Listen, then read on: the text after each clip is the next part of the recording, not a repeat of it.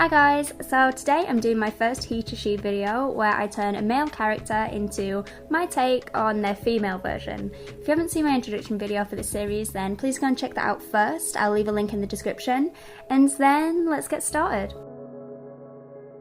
So we're going to start with the paint on the shoulders, and we're going to do a couple of layers. For the first layer, you want to mix the dark blue and the black paint together to get this nice kind of deep midnight blue colour. Then, because I'm wearing a little top, I wanted to make sure that the points of the paint would show past the straps, so I painted on the points first and then I did the rest. Now you want to be messy with this, the messier the better really, and of course if you're actually going somewhere dressed like this, then you'll want to get someone to help you paint it down the back of the shoulders as well. For the top layer, you want to mix a light blue and a grey paint together, and then again just messily go over the top and try to leave some of the dark blue at the edges.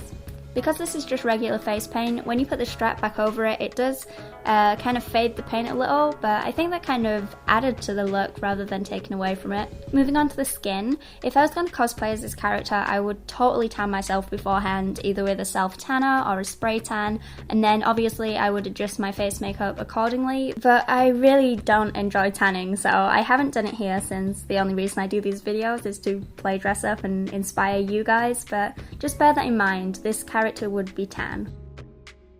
I wanted to keep the skin quite natural, so I'll only be using a pore minimizing primer and some concealer. I'm not going to bother with foundation or anything. So here I'm using Benefit's Professional Primer because it kind of just smooths everything out and it kind of just looks like you've added a blur to your face. In real life as well, not just on camera, it's a lovely little product. Next I'm going in with concealer to just even out the colour in my face. So I'm using a mixture of the peach colour and the light beige colour to cancel out the blue and the purple tones underneath my eyes. I'm not going too crazy though, I think the less perfect you look, the better for this character. You want to look a bit kind of raw and rough around the edges, so don't bother trying to look too perfect really. You don't, however, want a big red nose, so I'm going to go in with the yellow and the light beige to cancel out this redness.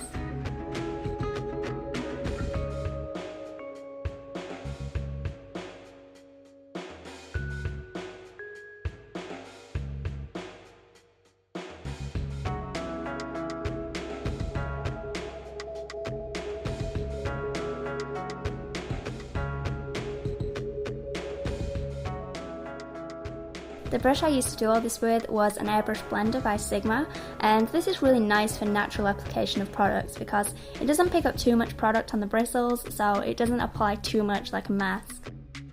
Then I just applied some translucent powder all over to set that concealer in place and also to prevent my face from looking really shiny.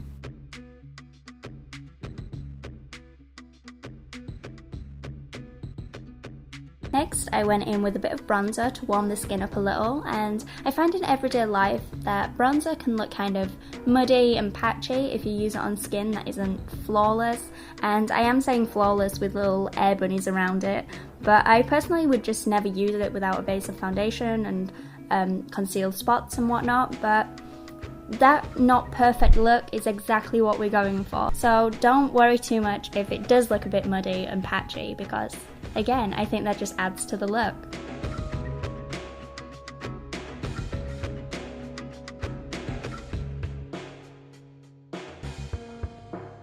So moving on to the scar that goes through the eyebrow, first you want to take a spoolie and just brush through them and get a feel of where you want the gap to be. Then I'll be using a Pritt Stick to hold those hairs in place, and this kind of glue is totally fine to use on the skin by the way, and it won't pull your hairs out because once you get around to taking it off, once it's wet it just turns into a gloopy mess and it'll just come right off, so don't worry about that. I just prefer using this instead of a brow gel because it just works better.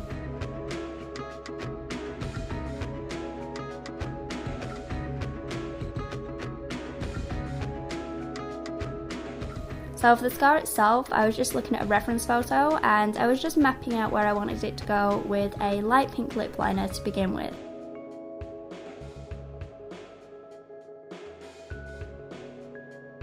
And then when I was happy with it, I went back over with a dark pink.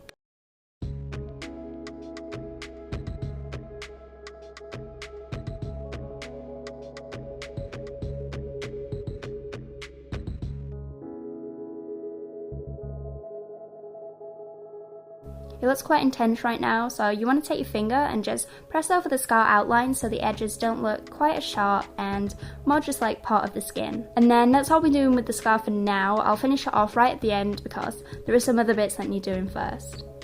So next I'm using a dark brown Sigma gel liner to draw in the brows. And the reason I'm using a gel is so that the edges are nice and sharp and look more like hairs. If you use a powder, the edges can just look a little bit too soft and not like hairs, so I found that this one was a better option.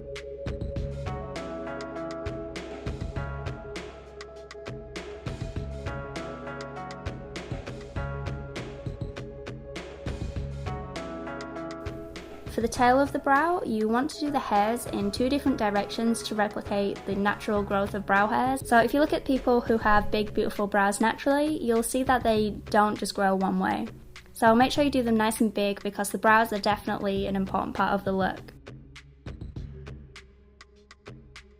So moving on to the eyes, I won't be using a primer because again I want that raw, unperfected look.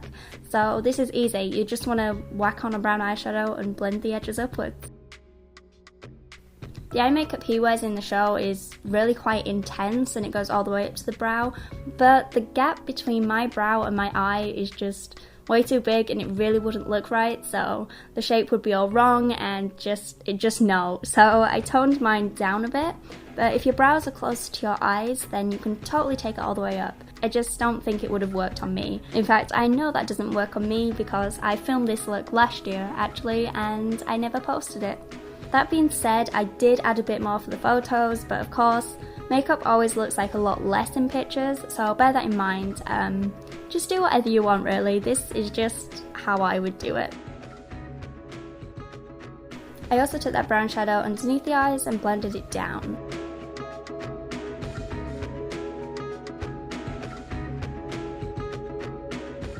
Next you want to line the upper and lower waterline with a black liner and then smush that into the lash line too to make sure there are no like fleshy tones peeking through.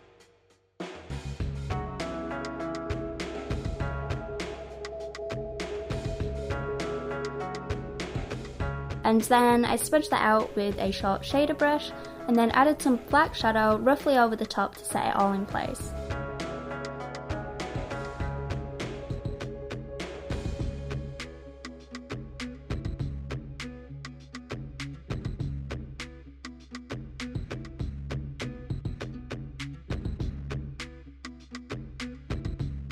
Then I finish off the eyes with some mascara, and I really did like how it looked without the mascara, but I knew I would regret not doing it when it came around to taking photos, so I did it anyway.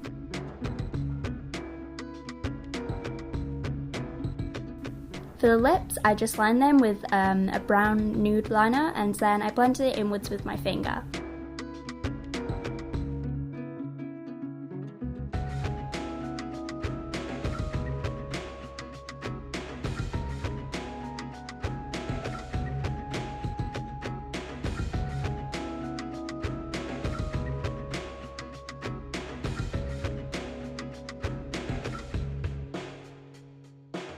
Going back to the scar, to get that beautiful 3D effect, I'll be using Rigid Collodion, and this product kind of constricts the skin and creates that indent that you could see in the photos. So please, please, please, please be so careful when you're using this near the eyes.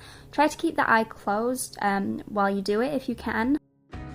Also, don't go through the brow with this. It is an absolute arse to remove and it will pull your hairs out when you peel it off, so just skip the little brow bit, just go above and below it instead.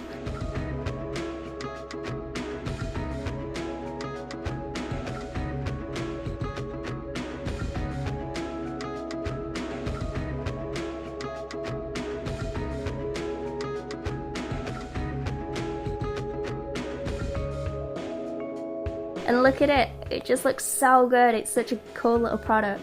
Then finally I'm finishing off with his 3 little moles on the side like this. And then you're done. Of course you can alter the look however you see fit because this isn't just a carbon copy of the original look anyway, so you can kind of just do whatever works for you. But this was just my take on a female version of Khal Drogo and how I would do it if I was the character. I really hope you liked this look. Please hit that like button, share it if you did, and thank you for watching.